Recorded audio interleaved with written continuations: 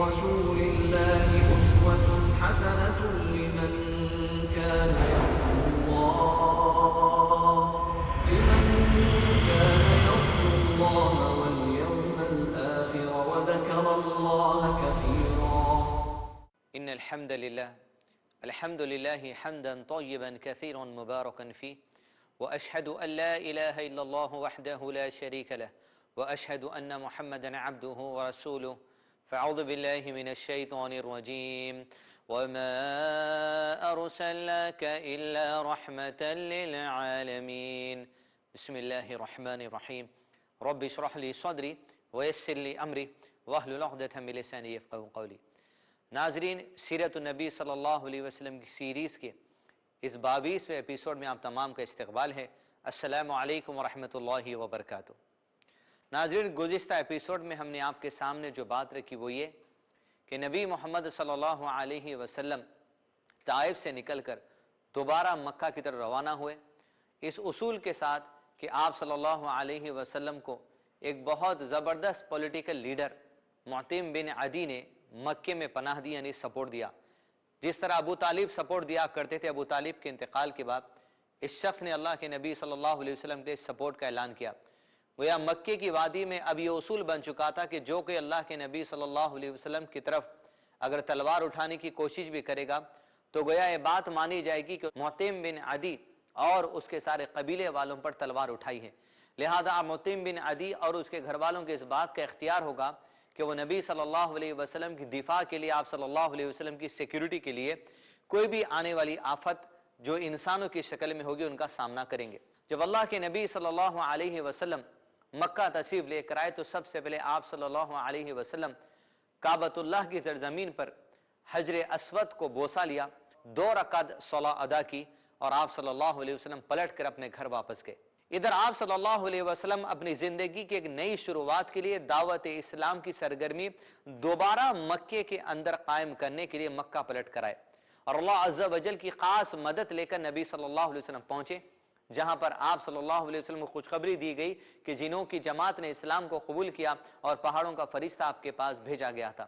ہمت اللہ کے نبی صلی اللہ علیہ وسلم کی کمال کو پہنچی۔ اللہ عز و جل پر توکل نبی صلی اللہ علیہ وسلم کو جو تھا اس پر عام انسان مقابلہ نہیں کر سکتا۔ نبی صلی اللہ علیہ وسلم مکی زندگی میں دوبارہ تشریف لائے، 11 نبوت کا آغاز ہوا، یعنی آپ صلی اللہ علیہ وسلم کی نبوت مل کر 10 سال تکمیل ہو چکے اور 11واں سال شروع ہوا۔ ناظرین، اس بات کو یاد رکھیے، یہاں سے اسلام کے لیے سب سے پہلا ٹرننگ پوائنٹ وجود میں آتا ہے۔ 11 نبوت کا جیسے آغاز ہوا، حج کے دن قریب آئے، جیسے ہی حج کا مہینہ قریب آتا دور دراز سے لوگ، یعنی دنیا بھر سے لوگ مکے کی وادی میں تشریف لاتے ہیں حج کی سعادت حاصل کرنے کے لیے۔ اس زمانے کے لوگ جو حج کرتے تھے وہ ابراہیم علیہ السلام اور اسماعیل علیہ السلام کی شریعت کے مطابق حج کرتے تھے، لیکن لوگ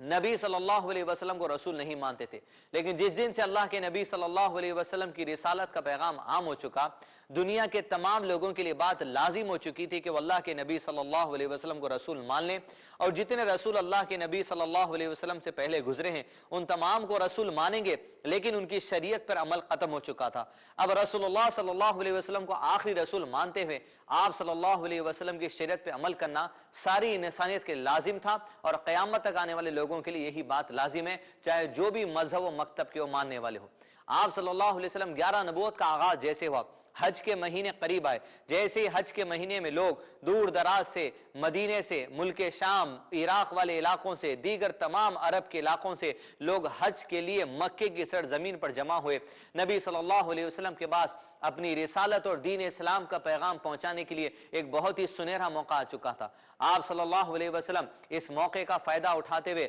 صحابہ اکرام کو جمع کیا اور صحابہ اکرام کو نصیحتیں کی کہ دن کے وقت میں دین اسلام کی تبلیغ کا کام جو ہم بازاروں میں اور مینا کے میدان میں جا کر کرتے تھے، اس سال اس مہینے ہم وہ کام دن کے وقت میں تھوڑا احتیاط سے کریں گے اور اکثر کام ہمارا رات کے وقت کریں گے، اس لیے کہ دن کے وقت میں جب مسلمان جا کر دور دراز سے لوگ جو مدینہ، ملک شام، عراق اور دیگر ملک کے علاقوں سے، دیگر عرب کے علاقوں سے حج کرنے آتے تھے، جب ان کے پاس آپ صلی اللہ علیہ وسلم اور صحابہ دین اسلام کی تبلیغ کا پیغام پہنچانے جاتے تو مشرکین مکہ نبی صلی اللہ علیہ وسلم اور صحابہ کے پیچھے آ کے وہ لوگ جن کو دعوت دی گئی تھی ان کی ذہن سازی کرتے اور اسلام اور نبی صلی اللہ علیہ وسلم اور مسلمانوں کے خلاف میں انہیں بھڑکا کرتے، ان کے سامنے غلط بات کرتے۔ لہٰذا اللہ کے نبی صلی اللہ علیہ وسلم مسلمانوں کے لیے یہ جو مشرکین مکہ کا ستانا تھا، اس ستانے سے بچنے کے لیے آپ صلی اللہ علیہ وسلم نے 11 نبوت میں رات کے وقت کو چنا۔ رات کا وقت تھا، حج کے دن شروع ہو چکے تھے، مینا کے میدان میں ایک دن حج کے دنوں میں نبی صلی اللہ علیہ وسلم پہنچے، جہاں پر حاجی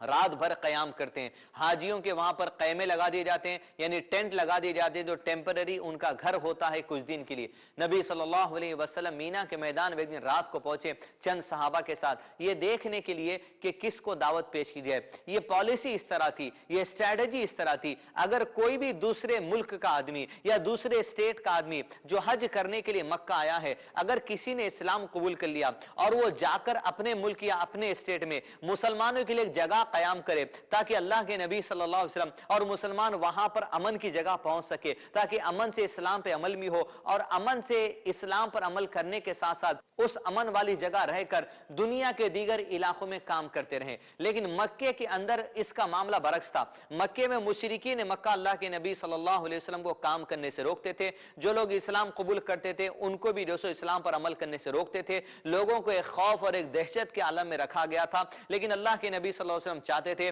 یہ خوف اور دہشت کا ماحول ختم ہو، لوگ امن و امان سے عمل بھی کر سکیں، تبلیغ بھی کر سکیں اور دین سیکھ بھی سکیں۔ اس مقصد کے لیے اللہ کے نبی صلی اللہ علیہ وسلم مینا کے میدان میں پہنچے۔ ایک تو دنیا کے لوگوں میں تبلیغ کرنا تھا، دوسرا اللہ عز و جل کی طرف سے ایک اسٹیٹ کی تلاش میں نبی صلی اللہ علیہ وسلم تھے۔ آپ صلی اللہ علیہ وسلم 11 نبوت کے دور میں حج کے مہینے میں مینا کا میدان ہے، رات کا وقت ہے، نبی صلی اللہ علیہ وسلم نے دیکھا ایک ٹینٹ کے باہر، ایک خیمے کے باہر 6 لوگ ہیں جو آپس میں گفتگو کرتے بیٹھے ہیں۔ یہ 6 لوگ ہیں جو مدینے سے حج کرنے کے لیے آئے ہیں۔ یاد رکھیے اذان ملت، یہ سب سے پہلا ٹرننگ پوائنٹ ہے اسلام کی دعوتی کام کے لیے۔ اب یہاں سے اسلام مکے کی وادی کے ساتھ ساتھ دنیا کے دوسرے علاقے میں جانے لگا، یعنی مدینے میں سب سے پہلا قدم اسلام نے رکھا۔ چرچے تو اسلام کے تھے مدینے میں، عرب کے سارے علاقے میں، لیکن مکے میں جو لوگوں نے اسلام قبول کیا تھا، اب پہلی مرتبہ مدینے کی وادی میں اسلام قدم رکھنے والا ہے۔ یوں آپ صلی اللہ علیہ وسلم وہ 6 لوگوں کے پاس پہنچے جو 6 لوگ آپس میں گفتگو کر رہے تھے۔ اللہ کے نبی صلی اللہ علیہ وسلم جس کے اخلاق کے بارے میں اللہ عز و جل نے قرآن مجید میں ارشاد فرمایا، بسم اللہ الرحمن الرحیم وَإِنَّكَ لَعَلَىٰ خُلُقٍ عَظِيمٍ، کہ اللہ کے نبی صلی اللہ علیہ وسلم اخلاق کی سب سے ہائیسٹ پوزیشن پر آپ ہیں، سب سے اعلیٰ اخلاق آپ کے ہیں۔ نبی صلی اللہ علیہ وسلم وہ 6 لوگوں کے پاس پہنچے جو اپنے خیمے اپنے ٹینٹ کے باہر بیٹھ کر گفتگو کر رہے تھے۔ آپ صلی اللہ علیہ وسلم نے ان سے اجازت طلب کی کہ بھائی کیا کچھ بات ہو سکتی ہے؟ ان 6 لوگوں نے کہا ہاں کہیے کیا بات ہے۔ جب اللہ کے نبی صلی اللہ علیہ وسلم کو اجازت ملی تو آپ صلی اللہ علیہ وسلم ان کے پاس بیٹھ کر اللہ عز و جل کی حمد بیان کیے، قرآن مجید کا پیغام ان کے سامنے رکھا، آخری رسول ہونے کا دعویٰ ان کے سامنے کیا، دلائل ان کے سامنے پیش کیے۔ رات کا لمحہ تھا، وہ اندھیری رات میں 6 لوگ جو مدینہ سے آئے ہوئے تھے اپنے خیمے کے باہر اپنی زندگی کو بدلنے کے لیے، اپنی دل کی دنیا بدلنے کے لیے وہ رات کا وقت اللہ عز و جل نے ان کے لیے چن لیا۔ آپ صلی اللہ علیہ وسلم نے ایسا جامع خطبہ ان کے پاس دیا، ایسی میٹھے انداز میں ان سے بات کی، ایسے زبردست اخلاق ان کو اللہ کے نبی صلی اللہ علیہ وسلم نے بتائے کہ ایسا متاثر وہ 6 لوگ ہوئے جن کو اب تک 10 سال سے نبی صلی اللہ علیہ وسلم کے بارے میں دھیرے دھیرے سنا ہی دے رہا تھا۔ جب بھی کوئی مدینہ سے آدمی حج کرنے کے لیے مینا آتا، جب وہ پلٹ کر مدینہ واپس جاتا، کوئی نہ کوئی نبی صلی اللہ علیہ وسلم کے چرچے کرتے ہی رہتا۔ یوں یہ لوگ نبی صلی اللہ علیہ وسلم کے چرچے سنتے ہی رہتے تھے، لیکن آج اللہ عز و جل نے ان کو ایسی نعمت عطا کر دی کہ دو بدو آنکھوں سے اپنی اللہ کے نبی صلی اللہ علیہ وسلم کو دیکھ لیا،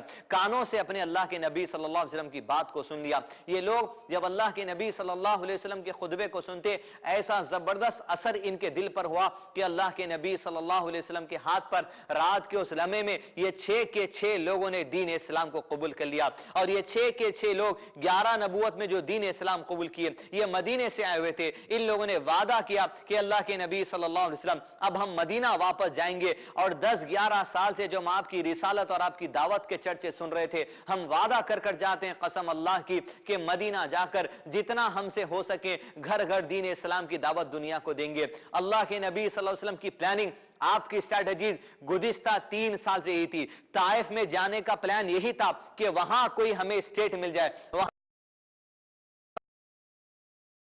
سہارا مل جائے، ایسی جگہ مل جائے یا ایسے لوگ مل جائے جو وہاں پر ہمیں بلائیں یا ہمارا کام وہاں پر وہ خود کریں۔ اس پلاننگ میں اللہ کے نبی صلی اللہ علیہ وسلم کو اللہ سبحانہ وتعالی نے کامیابی عطا کر دی، اور 11 نبوت میں یہ زبردست فائدہ مسلمانوں کو ہوا کہ مدینے کے لوگ پلٹ کر مدینہ گئے اور یہ 6 لوگوں نے زبردست دین اسلام کی تبلیغ کا کام کیا۔ یاد رکھیے 11 نبوت کا دور ہے، آپ صلی اللہ علیہ وسلم کے لیے یہ 6 لوگوں نے وعدہ کر کر گیا کہ آئندہ سال یعنی 1 سال کے بعد جب آپ کی نبوت کا 12واں سال ہوگا، اس سال کے جو حج کا مہینہ ہوگا، ہم پلٹ کر دوبارہ مدینہ سے حج کو آئیں گے اور آپ کو مدینے میں دین اسلام کی سرگرمیوں کی ساری رپورٹ پیش کریں گے۔ جب ہم وہاں کے لوگوں کو دین اسلام پیش کریں گے تو وہاں کے لوگوں نے دین اسلام کو کیسے قبول کیا، کیا مشرکین مکہ کے جیسی سختی ان کے اندر تھی یا بہت ہی نرم دلی سے انہوں نے اسلام کو قبول کر لیا، یہ تمام حالات ہم آپ کے سامنے پیش کریں گے۔ حج کا مہینہ اختتام کو پہنچا، یہ 6 لوگ مدینے سے جو آئے ہوئے تھے مدینہ کی طرف روانہ ہوئے۔ 1 سال عمدگی سے زبردست کام اور محنت مدینے کی سرزمین پر چلتی رہی، یہاں تک کہ مدینے میں یہ لوگ کام کرتے چلے جا رہے تھے اور ادھر مکے میں اللہ کے نبی صلی اللہ علیہ وسلم اپنی زندگی کے 200 کاموں میں مصروف تھے، یہاں تک کہ آپ صلی اللہ علیہ وسلم پر مکے میں قرآن مجید نازل ہوتا چلا جاتا۔ قرآن مجید اللہ کے نبی صلی اللہ علیہ وسلم جو آیت نازل ہوتی اس کو یاد کرتے چلے جاتے، جو آیت یاد کرتے اس کو صحابہ اکرام کو بلاتے جن کو کاتب وحی کہا جاتا ہے، ان کے سامنے اللہ کے نبی صلی اللہ علیہ وسلم تلاوت کرتے، وہ قرآن کو محفوظ کرتے چلے جاتے۔ جو آیتیں نازل ہوتی اس کی تفصیل اللہ کے نبی صلی اللہ علیہ وسلم بتاتے، جو آیتیں نازل ہوتی اس پر عمل کر کے اللہ کے نبی صلی اللہ علیہ وسلم صحابہ کو بتاتے، جو آیتیں نازل ہوتی ان کا صحیح طرز، ان پر اللہ عز و جل کا کیا منشا ہے، اللہ عز و جل کا کیا مقصد ہے، وہ مقصد اور منشا نبی صلی اللہ علیہ وسلم صحابہ اکرام کو سمجھاتے۔ قرآن مجید کا نزول مکے میں جاری تھا، مدینے میں 6 لوگوں کی دعوتی سرگرمیاں جاری تھی، آخر وہ 6 لوگ کیا عظیم کارنامہ انجام دیکھ کر 12 نبوت میں پلٹ کر اللہ کے نبی صلی اللہ علیہ وسلم کے پاس آتے ہیں۔ انشاءاللہ یہ باتیں مختصر سے بریک کے بعد آپ کے سامنے رکھیں گے۔ السلام علیکم ورحمۃ اللہ وبرکاتہ۔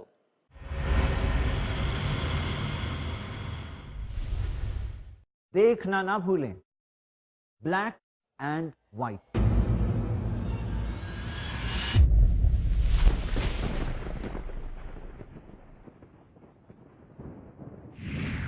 صرف آئی پلس ٹی وی پر، بہتر زندگی کے لیے۔ الحمدللہ والصلاۃ والسلام علی رسول اللہ۔ ناظرین کرام، میں رضا اللہ عبد الکریم مدنی آپ سے مخاطب ہوں۔ ہندوستان میں اس وقت تمام مذاہب کے اپنے اپنے چینل چل رہے ہیں، ایک نہیں انیک، لیکن دین اسلام کی تعلیم، تبلیغ اور بات پھیلانے والا چینل، اور وہ بھی بلا کاسٹ، فری، سوائے آئی پلس کے کوئی دوسرا چینل نہیں ہے۔ یہ چینل اسلام کی سیدھی سچی بات بغیر لگاؤ لپیٹ کے آپ تک پہنچاتا ہے، ایسے پروگرام جو آپ سارے گھر کے لوگ بیٹھ کر ایک ساتھ دیکھ سکتے ہیں۔ زمانہ جیسے ترقی کر رہا ہے اسی اعتبار سے ہمیں آپ کو اس بات کا احساس ہے کہ ہم اپنے بچوں کو کس طرح سے ان چینلوں سے جو مخرب اخلاق ہیں، جو ہمارے بچوں کو بگاڑتے ہیں، ان کے اخلاق، ان کی تہذیب چھینتے ہیں، کیسے دور رکھیں، اور دین کی بات اپنے بچوں تک، نوخیز نسل تک، نوجوانوں تک، یہ جو پڑھے لکھے نہیں ہیں ان تک کیسے پہنچائے۔ یہ چینل یہ کام کرتا ہے بہتر انداز میں، اچھے انداز میں، اچھے معتبر علماء کے ذریعے۔ آپ تمام حضرات کو اس بات کا ضرور احساس ہوگا، مہنگائی آسمان کو چھو رہی ہے، کسی چینل کا چلانا کوئی معمولی بات نہیں ہے، بہت بڑی ذمہ داری ہے جو اس چینل کے ذمہ داروں نے اپنے سر لے رکھی ہے۔ میں ابتدا سے اس چینل کے ساتھ جڑا ہوا ہوں، آپ تمام حضرات سے اپیل کرتا ہوں کہ آپ حضرات بھی اس کے سلسلے میں سوچیں اور اس کے تعاون کے سلسلے میں بھی سوچیں اور دیگر لوگوں تک اس کے پیغام کو پہنچائیں، لوگوں سے کہیں کہ اس کو دیکھیں۔ اگر آپ ٹی وی دیکھتے ہیں تو آئی پلس دیکھیے، آئی پلس دیکھیے جو آپ کی دینی ضرورتیں، دنیاوی ضرورتیں ساری پوری کرنے کی کوشش کرتا ہے۔ اگر آپ کی دلچسپی قائم رہی تو مزید اس میں دلچسپ، بہتر، اچھے اور سماجی ضرورتوں کے پروگرام شامل کیے جائیں گے۔ آپ تمام حضرات سے درخواست ہے کہ اس کے پیغام کو عام کرنے کے لیے آگے بڑھ کر آئیے، اس کا دامے درمے سخنے قلم ہر طرح سے تعاون کریں تاکہ یہ پیغام گھر گھر پہنچے اور در در پہنچے۔ اللہ رب العزت ہمیں آپ کو نیک عمل کرنے کی توفیق عطا فرمائے اور اس کے ذمہ داروں کو ہمت اور حوصلہ دے کہ وہ حوصلہ شکن حالات میں بھی مضبوطی کے ساتھ، ہمت اور حوصلے کے ساتھ کھڑے رہیں اور اس پیغام کو دور دور تک پھیلانے کی کوشش کریں۔ پروردگار ہماری کوششوں کو شرف قبولیت سے نوازے۔ i+TV کے سپورٹر بننے کے لیے ابھی کال کریں 9588888826 پر۔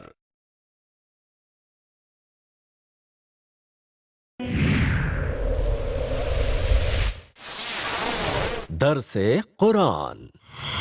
دیکھیے شیخ ثناء اللہ مدنی کے ساتھ قرآن کا ایسا درس جو آپ کے ذہن کو منور کر دے، ہر پیر سے جمعرات اور سنیچر صبح 6:30 بجے اور شام 7:30 بجے،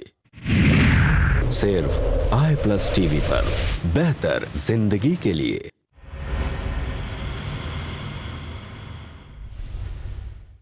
الحمدللہ رب العالمین۔ ناظرین، وقفے کے بعد دوبارہ سیرت النبی صلی اللہ علیہ وسلم کی سیریز کے اس 22ویں ایپیسوڈ میں آپ کا استقبال ہے۔ وقفے میں جانے سے پہلے جو بات ہم نے آپ کے سامنے رکھی وہ یہ کہ 11 نبوت کے حج کے مہینے میں 6 لوگ مدینے سے جو آئے تھے ان سے ملاقات اللہ کے نبی صلی اللہ علیہ وسلم نے کی، انہیں دین اسلام کی دعوت دی۔ وہ 6 لوگوں کو اللہ سبحانہ وتعالیٰ نے ہدایت عطا کی۔ وہ لوگ وعدہ کر گئے ہم مدینے میں جا کے گھر گھر اسلام کی بات پہنچائیں گے، اور 1 سال کے بعد جب 12 نبوت کا حج کا مہینہ آئے گا ہم آپ کے سامنے مدینے کے پورے کاموں کی رپورٹ پیش کریں گے کہ کس طرح وہاں کام کیا گیا، کس طرح لوگوں کا ریسپانس تھا اور کس طرح وہاں لوگوں کا مزید ریسپانس ہے۔ کیا مکے کے لوگوں کے جیسے وہاں حالات ہے یا مدینے کے لوگوں کے معاملات الگ ہے؟ اس طرح 1 سال عمدگی سے کام وہاں چل رہا تھا۔ ادھر اللہ کے نبی صلی اللہ علیہ وسلم مکے کی وادی میں اپنے آپ سے اور صحابہ کرام سے جو کچھ بھی ہو سکتا دین اسلام کی سربلندی کرتے، قرآن مجید کی آیتیں نازل ہوتی چلی جاتی، قرآن مجید کو محفوظ کیا جاتا۔ نبی صلی اللہ علیہ وسلم قرآن مجید سمجھانے کے لیے آپ کے احادیث کے ذریعے صحابہ کو سمجھاتے، آپ کے عمل کے ذریعے صحابہ کو سمجھاتے۔ اللہ عز و جل کا منشا ان آیتوں کے سمجھنے کے لیے کیا ہے، اللہ عز و جل کس مقصد سے آیتوں کو بھیج رہے ہیں، یہ تمام مقاصد اللہ کے نبی صلی اللہ علیہ وسلم کو اللہ عز و جل علم دیتے اور نبی صلی اللہ علیہ وسلم صحابہ کو علم دیتے تاکہ قرآن مجید پر ویسا ہی عمل کیا جائے جس مقصد سے اللہ عز و جل نے قرآن مجید کی آیتیں نازل کی۔ ناظرین، لگ بھگ 1 سال کا وقفہ گزرنے کو تھا۔ آپ صلی اللہ علیہ وسلم کے لیے 12 نبوت کا حج کا مہینہ قریب آ رہا تھا۔ نبوت کے 11واں سال اختتام کو پہنچنے والا تھا، اور یوں 12ویں سال کا آغاز ہوتا ہے۔ جیسے ہی نبوت کے 12ویں سال کا آغاز ہونے کو ہوتا ہے، نبی صلی اللہ علیہ وسلم کو اطلاع ملتی ہے کہ مدینے میں جو لوگ 11 نبوت میں 6 لوگ اسلام قبول کر گئے تھے، اب وہ 6 لوگ میں سے 5 لوگ آنے والے ہیں اور 7 نئے لوگ اسلام قبول کر کے نبی صلی اللہ علیہ وسلم سے ملاقات کرنے اور مدینے کے حالات کی رپورٹ پیش کرنے کے لیے عقبہ علاقے میں ملنے والے ہیں۔ ہوا یہ کہ 12 نبوت کا حج کا مہینہ آیا، جو لوگ 11 نبوت میں 6 لوگ اسلام قبول کر گئے تھے، اس میں سے 5 آدمی اور 7 نئے آدمی، جو یہ 6 لوگوں کے محنت کا نتیجہ تھا جو اللہ عز و جل نے ان سے کروائی، 12 لوگ 12 نبوت میں مدینے سے نکل کر مکے کی سرزمین پر آئے حج کرنے کے لیے۔ نبی صلی اللہ علیہ وسلم سے انہی دنوں میں ملاقات طے ہوئی۔ یہ 12 لوگ آپ صلی اللہ علیہ وسلم سے رات کے وقت میں ملاقات طے کرتے ہیں۔ وہ 5 لوگ جو اللہ کے نبی صلی اللہ علیہ وسلم سے گزشتہ سال مل ہی چکے تھے، لیکن ان 5 کے ساتھ جو نئے 7 لوگ تھے جنہوں نے اسلام قبول کیا تھا یہ 1 سال میں، یہ 7 لوگوں میں بے چینی، وہ بے قراری تھی اللہ کے نبی صلی اللہ علیہ وسلم کو دیکھنے کی۔ اس لیے 10 سے 11 سال سے وہ لوگ کسی نہ کسی سے سنتے تھے کہ اللہ کے نبی صلی اللہ علیہ وسلم کی دعوت کا کام مکے میں چل رہا ہے۔ یہ جو 7 لوگ تھے جو اس بار اسلام قبول کر آئے تھے، ان میں بے چینی، وہ بے قراری بہت زیادہ تھی اللہ کے نبی صلی اللہ علیہ وسلم کے دیدار کے لیے، اس لیے کہ 10 سال سے وہ لوگ سنتے تھے کہ مکے میں شخص ہے جنہیں نبوت کا دعویٰ کیا ہے، لیکن جب سے 11 نبوت سے جو 6 لوگوں نے اسلام قبول کر کے مدینے کے گھر گھر میں چرچا کیا، لوگوں کی تڑپ اور فکر اور بڑھ گئی۔ جب یہ 6 لوگوں میں سے 5 لوگ پلٹ کر آئے، یہ 5 کے ساتھ یہ 7 لوگ مدینے سے نکل کر مکہ تشریف لے کر آئے، وہ 7 لوگوں میں بے چینی و بے قراری تھی۔ عقبہ کا علاقہ تھا، رات تھی، حج کے دن تھے، 7 لوگوں میں دل میں بے چینی و بے قراری، اور اللہ کے نبی صلی اللہ علیہ وسلم آخرکار وہ لمحے کو پہنچ جاتے ہیں جہاں پورے 12 لوگوں سے نبی صلی اللہ علیہ وسلم کی ملاقات ہوتی ہے۔ جو ہی اللہ کے نبی صلی اللہ علیہ وسلم کا دیدار ہوا، یہ 7 لوگوں کے چہروں پر خوشی دکھائی دینے لگی، اور وہ 5 لوگ جو گزشتہ سال بھی آئے تھے وہ بھی اللہ کے نبی صلی اللہ علیہ وسلم کے دیدار کے بعد مزید خوش ہوئے۔ ناظرین، صحابہ اکرام وہ جماعت ہے ساری امت کے اندر جس کو اللہ سبحانہ و تعالیٰ نے یہ بہت بڑا اعزاز عطا کیا ہے کہ جنہوں نے اپنی آنکھوں سے اللہ کے نبی صلی اللہ علیہ وسلم کو دیکھا۔ دوسرے کسی لوگوں کو اعزاز حاصل نہیں۔ حالت ایمان میں جس نے اللہ کے نبی صلی اللہ علیہ وسلم کے ساتھ وقت بتایا، انہی لوگوں کو صحابہ کہا جاتا ہے۔ ناظرین، صحابہ کی دوسری خاصیت یہ ہے کہ صحابہ وہ لوگ ہیں جنہوں نے اللہ کے نبی صلی اللہ علیہ وسلم کو عمل کرتے ہوئے اپنی آنکھوں سے دیکھا۔ تیسری یہ خاصیت ہے صحابہ کی کہ صحابہ وہ لوگ ہیں جنہوں نے اللہ کے نبی صلی اللہ علیہ وسلم کی بات کو اپنی کانوں سے سنا۔ گویا قرآن مجید اللہ تعالیٰ نازل کرتے، عمل کر کے اللہ کے نبی صلی اللہ علیہ وسلم بتاتے، اور عمل دیکھنے والے صحابہ کی جماعت ہوتی۔ کسی بات کو سمجھانے کے لیے جب اللہ کے نبی صلی اللہ علیہ وسلم اپنی احادیث کہتے تو ناظرین صحابہ وہ جماعت تھی جو اللہ کے نبی صلی اللہ علیہ وسلم کو لائیو سنا کرتے۔ ناظرین، چوتھی خاصیت صحابہ کی یہ ہے کہ اللہ عز و جل نے نبی صلی اللہ علیہ وسلم کے دنیا میں آنے سے پہلے تورات اور انجیل اور دیگر کتابوں میں آپ صلی اللہ علیہ وسلم کی پیشن گوئی کو نازل کر دیا تھا۔ ناظرین، آپ کو جاننا چاہیے کہ نبی صلی اللہ علیہ وسلم اور صحابہ کا رشتہ ایسا مضبوط ہے، جہاں جہاں کتابوں میں گزشتہ نبی صلی اللہ علیہ وسلم کا تذکرہ کیا گیا ہے، اللہ کے نبی صلی اللہ علیہ وسلم کے ساتھ ان کتابوں میں صحابہ کا بھی تذکرہ کیا گیا ہے، جس کی دلیل قرآن مجید سے اللہ تعالیٰ دیتے ہیں ذَلِكَ مَثَلُهُمْ فِي التَّوْرَاةِ وَمَثَلُهُمْ فِي الْإِنْجِيلِ۔ صحابہ کی صفات بیان کر کے اللہ تعالیٰ فرماتے ہیں یہی وہ صفات صحابہ کی جو تورات اور انجیل میں پہلے بیان کر دی گئی تھی۔ گویا اللہ کے نبی صلی اللہ علیہ وسلم کے ساتھ یہ جو جماعت جوڑی گئی ہے، صحابہ کی جماعت، منہج سلف کے ماننے والے، اہل السنہ والجماعت کے فاؤنڈرز، صحابہ کرام کی جماعت، ان کا اللہ کے نبی صلی اللہ علیہ وسلم کا رشتہ اس دن سے نہیں جس دن سے رسالت ہوئی، بلکہ رسالت سے پہلے، ان کی پیدائش سے پہلے ان کے تذکرے اللہ کے نبی صلی اللہ علیہ وسلم کے ساتھ تورات اور انجیل میں پہلے ہی بیان کر دیے گئے ہیں۔ ناظرین، 7 لوگ 5 لوگوں کے ساتھ یعنی جملہ 12 لوگ 12 نبوت میں نبی صلی اللہ علیہ وسلم کے ساتھ ملاقات کرتے ہیں اور دین اسلام کی تعلیمات حاصل کرتے ہیں۔ یہ 12 لوگ اپنے دل کا خیال، اپنے دل کی چاہت اللہ کے نبی صلی اللہ علیہ وسلم کے سامنے چھپے چھپے الفاظ میں یوں رکھتے ہیں کہ اللہ کے نبی صلی اللہ علیہ وسلم ایسا کیوں نہ ہو کہ اب جب مدینے میں لوگ اسلام قبول کر رہے ہیں، مدینے کا حال یہ ہے کہ لوگ وہاں پر مشرکین مکہ جیسی سختی میں نہیں ہیں، لوگ جو سو اسلام کے لیے اپنے دل کے دروازے کھول رہے ہیں، کوئی وہاں پر اعتراض نہیں کرتا۔ جس طرح یہاں پر قریش کے لوگ طاقتور ہیں، وہاں کوئی دوسرے لوگوں کی طاقت اس طرح نہیں ہے، لہذا ہم یہ چاہتے ہیں، چھپے چھپے الفاظوں میں ان مدینے کے 12 لوگوں نے کہا ہماری یہ دل کی خواہش ہے کیوں نہ آپ اور مسلمان مدینہ تشریف لے کر آ جائیں، تاکہ وہاں پر امن و امان سے آپ لوگ رہیں گے، امن و امان سے اسلام پر عمل کریں گے، امن و امان سے اسلام کی دعوت ہم لوگوں کو دیں گے، اور امن و امان سے شریعت کو محفوظ بھی کر سکیں گے۔ ہمیں ایک اسٹیٹ کی ضرورت ہے، ہمیں ایک جگہ کی ضرورت ہے جہاں کسی قسم کا ڈسٹربنس نہ ہو۔ باتوں ہی باتوں میں چھپے الفاظوں میں اپنے دل کا خیال مدینے کے مسلمانوں نے اللہ کے نبی صلی اللہ علیہ وسلم اور مکے کے مسلمانوں کے سامنے رکھا، جن کو مہاجر کہا جاتا ہے۔ مدینے کے جو مسلمان ہیں ان کو انصار کہا جاتا ہے، انصار یعنی اللہ عز و جل کے مددگار۔ یوں باتوں ہی باتوں میں باتیں ہوئی، ادھر 12 لوگوں نے کہا اللہ کے نبی صلی اللہ علیہ وسلم 12 یا 11 سال سے جو مسلمان آپ کے ساتھ زندگی گزارتے ہیں وہ ہم سے دین اسلام میں زیادہ ہیں، ہم سے زیادہ دین اسلام کی تعلیمات وہ رکھتے ہیں۔ اے اللہ کے نبی صلی اللہ علیہ وسلم، آپ ایک کام کریے کہ آپ کے پاس جو صحابہ ہیں ان میں سے کسی خاص کو ہمارے ساتھ بھیج دیجئے، تاکہ آپ کے ساتھ رہ کر جو انہوں نے 10 سال سے دین اسلام سیکھا ہے وہی دین اسلام کی تعلیمات وہ ہمیں آ کر مدینہ سکھا دے۔ نبی صلی اللہ علیہ وسلم نے ان کے اس مشورے کو قبول کیا، اور آپ صلی اللہ علیہ وسلم نے مدینے میں جن لوگوں نے اسلام کو قبول کیا ان کی تعلیم و تربیت کے لیے اور مزید دعوتی پیغام عام کرنے کے لیے آپ صلی اللہ علیہ وسلم نے مصعب بن عمیر رضی اللہ عنہ کو چنا اور کہا مصعب بن عمیر یہ 12 لوگ ہیں، یہ 12 کے ساتھ تم ایک جوائن ہو جاؤ، 13 لوگ ہو جائیں گے اور تم 13 مل کے مدینہ جانا اور مدینے میں اسلام کی دعوت کا کام کرنا. جو لوگ اسلام قبول کر چکے, مصعب بن عمیر تمہارا کام یہ ہے, جو دین اسلام کی تعلیمات تم نے میرے ساتھ اتنے سال میں حاصل کی ہے وہ دین اسلام کی تعلیمات تم ان لوگوں کو سکھانا, اور دعوتی کام تم مزید اچھے طریقے سے کر سکتے ہو, اس لیے کہ قرآن مجید کا نزول تم نے بہت زیادہ دیکھا ہے, قرآن مجید بہت زیادہ آیتیں تمہیں یاد ہیں, تم لوگوں کے سامنے اچھے دلائل پیش کر سکتے ہو. یہ 12 لوگوں کے ساتھ جڑ کر 13 ہو جاؤ اور 13 مل کر جو سو مدینہ جانا. اور یہ بات فائنل کی گئی کہ آنے والے سال یعنی 13 نبوت میں, یہ 12 سال چل رہا تھا نبی صلی اللہ علیہ وسلم کی نبوت کا, آئندہ سال 13واں سال ہوگا نبوت کا. مصعب بن عمیر کو یہ کہہ کر بھیجا گیا آئندہ سال حج کے دن آنے سے پہلے تم پلٹ کر مکہ آ جانا اور مدینے کے لوگوں کے حالات اور مدینے کے لوگوں کے وہ الفاظ جو انہوں نے یہ کہے تھے کہ ہم مسلمانوں کو جو سو مکہ سے مدینہ لے کر چلے جائیں گے تاکہ اسلام کو ایک امن کا گہوارہ مل جائے, اس بارے میں ساری رپورٹ مجھ کو آ کر پیش کرنا.